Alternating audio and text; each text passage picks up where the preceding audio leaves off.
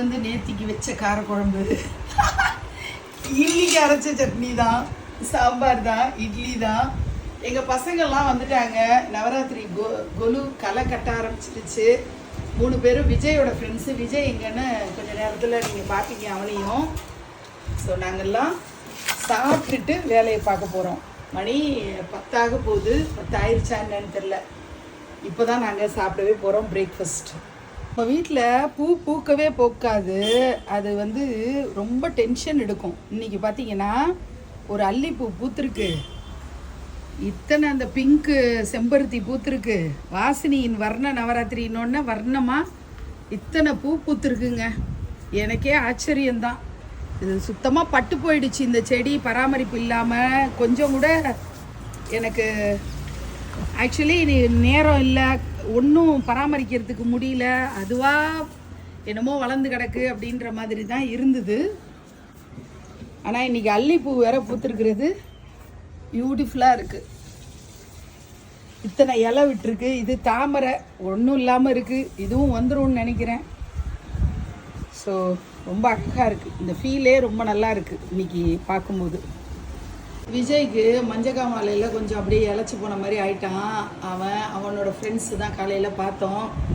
இந்த பீட்ரூட்டு காய், அப்புறம் ரைஸு, சாம்பார், ரசம், வெங்கடா தயிர் இங்கே இருக்குது.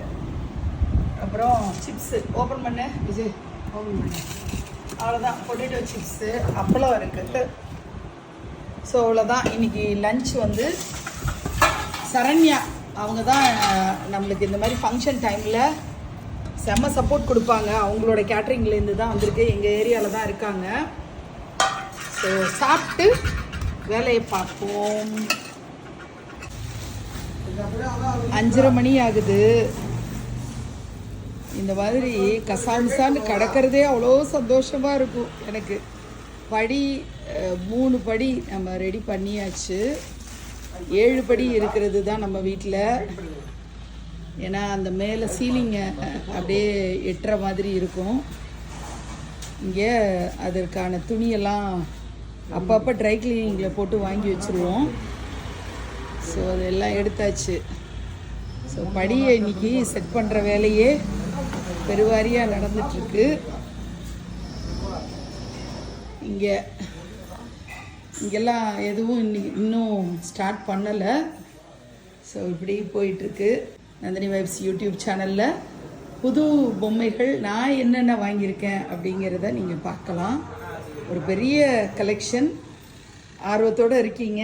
8 மணிக்கு நந்தினி வைப்ஸில் நீங்கள் பார்த்துடலாம். இந்த நவராத்திரி நாட்களில் ஒரு நாளைக்கு எப்படியும் ஒரு 10 பேர் பிரேக்ஃபாஸ்ட்டு, லன்ச்சு, டின்னர் அப்படின்னு சாப்பிட்ற மாதிரி இருக்கும்.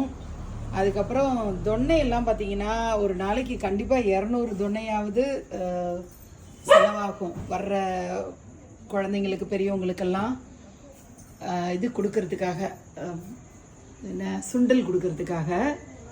ஸோ ஆஞ்சநேயர் வந்து சஞ்சீவி மலையை தூக்க மாட்டார். எங்கள் நிர்விக்னலக்ஷ்மி இல்லத்தை அப்படியே அலாக்க தூக்கிட்டு ஆனந்தமாக பறப்பார். அப்படி நிர்விக்னலக்ஷ்மி இல்லத்துடைய மெகா குலுவோட ஒரு சைடு வந்து இப்படி ரெடி பண்ணிட்டோம். அப்புறம் இந்த ஸ்க்ரீன்லாம் போட்டு 3 படியும் இப்படி அரேஞ்ச் பண்ணியாச்சு. ஒவ்வொரு வருஷமும் இந்த படி செட் பண்ணுறது ரொம்ப கஷ்டமாக இருக்குது. நம்ம வந்து டிஸ்மேண்டில் பண்ணுற மாதிரி வேண்டாம், ஃபோல்டபுளாக வாங்கிக்கலான்னு நினப்பேன். ஆனால் இது தாங்குகிற வெயிட்டு தாங்கிறதும் ப்ளஸ் வந்து அகலமும் நல்லாயிருக்கும். கொஞ்சம் பெரிய பொம்மைகள்லாம் வைக்கிறதுக்கும் வாகா இருக்கும். அதனால் இதையே நாங்கள் திரும்ப வச்சிடுற மாதிரி ஆகிடும். இன்னும் நிறைய பொருள்லாம் காலையில் தான் ரெடி பண்ணணும். இன்றைக்கி இந்த மேஜர் ஒர்க்கை முடிக்கவே சரியாக இருந்தது. ஒரு வெளியில் இது காலையில் 10-11க்கு ஆரம்பித்த ஒர்க்கு இதை தான் முடிச்சிருக்கு. நைட்டு 10 மணிக்கு மேலே போய் ஐஸ்கிரீம் பார்லர் போய் சாப்பிட்டு வந்தோம். ஏன்னா கிராமத்து பசங்களுக்கு ஒரு ரெஃப்ரெஷ்மெண்ட்டாக இருக்கட்டும், புதுசாக வந்திருக்காங்க அப்படிங்கிறதுக்காக. என்னோடய பொக்கிஷ அறைக்கு வந்துட்டேன். பொக்கிஷ அறையிலேருந்து பொம்மைகள்லாம் இறக்கிறதுக்காக அப்படி வந்தாச்சு. நூற்றுக்கணக்கான பொம்மைகள் கீழே போகணும். அதற்கான ஏற்பாடெல்லாம் பண்ணிகிட்ருக்கேன். இங்கே அம்மன் எல்லாரும் வந்து சேர்ந்தாச்சு. இனிமேல் படியில் அடுக்கணும். ஸோ ஆல்மோஸ்ட் ஒரு 45 மினிட்ஸில் ஒரு 4 பேர் அதில் வேலை பார்த்துருக்காங்க. 4 பேர் முயற்சியில் 2வது மாடியிலேருந்து எல்லாம் இங்கே வந்து சேர்ந்தாச்சு. இன்றைக்கான பிரேக்ஃபாஸ்ட் மெனுலாம் அந்தளவுக்கு ஒன்றும் இல்லை. பொங்கல், சாம்பார், தேங்காய் சட்னி, அவ்வளோதான். என்னது தண்ணியெல்லாம் கூட கணக்கில் எடுக்கிறாங்க. ஸோ இவங்க 4 பேர் தான் மொத்தமாக பொம்மைகளை இறக்கியிருக்காங்க.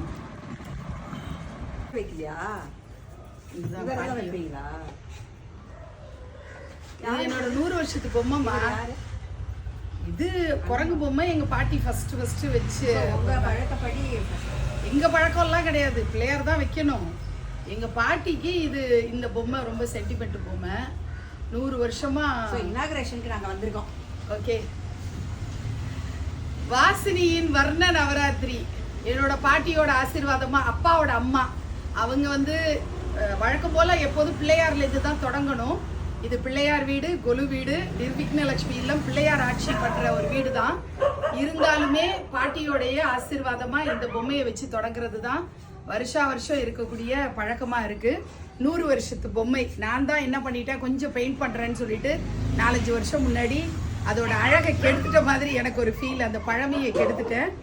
அதாவது நான் நினைக்கிறேன் சஞ்சீவியா ஆஞ்சநேயர் தான் அப்படியே தொட்டு அப்படி வர்றாரு அப்படின்னு நான் நம்புகிறேன். அதனால தான் வந்து 15வது வருஷம் நான்ஸ்டாப்பாக 15வது வருஷம் நம்ம நிர்விக்னலட்சுமி இல்லத்தில் இந்த நவராத்திரி விழாவை கொண்டாட போகிறோம். பாட்டியோட ஆசீர்வாதம், அம்மா அப்பாவோட ஆசீர்வாதம், குருமார்களோட ஆசீர்வாதம், வாசினி பாப்பாவோட ஆசீர்வாதம்னு எல்லாம் சேர்ந்து எல்லா மக்களுடைய நலனுக்காக தான், சகல ஜீவராசிகள் நன்மைக்காக தான் நிர்விக்னலட்சுமி இல்லத்தில் நடக்கக்கூடிய அனைத்து பூஜைகளும் நடக்குது. அதே மாதிரி தான் வாசினியின் வர்ண நவராத்திரி இனிதே துவங்குகிறது.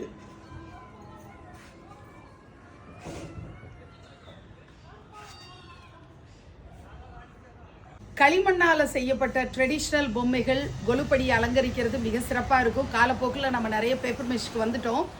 இருந்தாலுமே இப்போ சமீபத்தில் 100 வருஷம் பாரம்பரியமான பொம்மை சத்திரத்தில் நான் வாங்கினது தான் பிள்ளையார் அம்மையப்பனோடு இருக்கக்கூடியது. இதையும் ஒரு சென்டிமெண்ட்டுக்காக அம்மையப்பனாக சொக்கனும் மீனாட்சியும் எனக்கு முழு சப்போர்ட் பலம் கொண்டு இந்த தேரை வடம் பிடிச்சு இழுக்கிறதுக்கு எனக்கு எல்லா தெம்பும் தைரியத்தையும் கொடுக்கணும். மனபலம், ஆன்ம பலம், தேக பலம் எல்லாத்தையும் கொடுக்கணும்னு சொல்லி பிரார்த்தனை பண்ணிக்கிறேன்.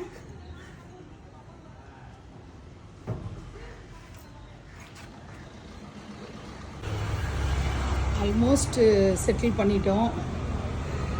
அம்மன் கொலுவாக தான் எனக்கு கொலு மண்டபத்தில் வரணும் அப்படின்னு ஆசை. முடிஞ்ச அளவுக்கு ஃபில் பண்ணிட்டேன். இன்னும் நிறையா இருக்குது.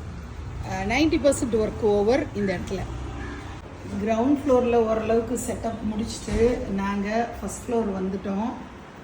இங்கே எதெல்லாம் அடிக்கிட்டு இருக்கோன்னு ப்ராப்பராக காட்டக்கூடாதுன்னுட்டு பார்க்குறேன்.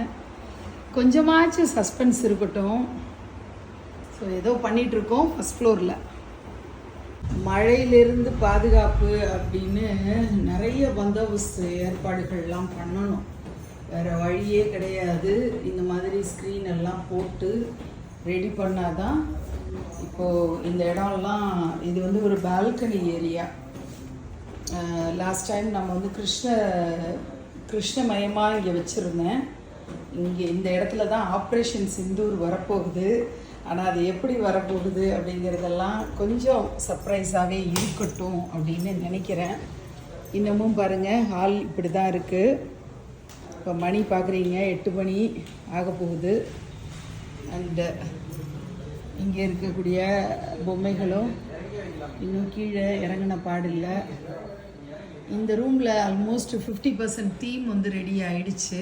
அதுவும் சர்ப்ரைஸாக வச்சுக்கலான்னு பார்க்குறேன்.